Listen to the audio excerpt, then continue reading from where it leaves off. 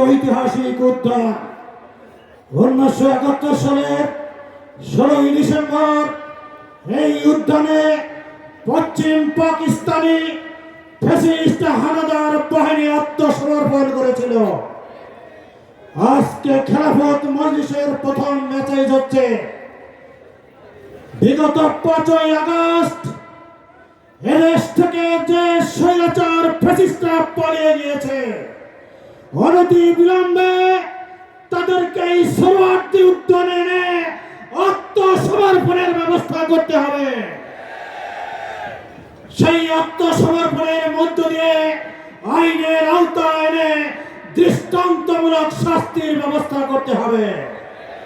খেলাফত মজলিসের দ্বিতীয় দেশ, জাতি এবং ইসলামের স্বার্থে জাতীয় ঐক্য গড়ে তুলতে হবে। সেই ঐক্য হবে দেশের সার্বভৌমত্ব রক্ষার ঐক্য।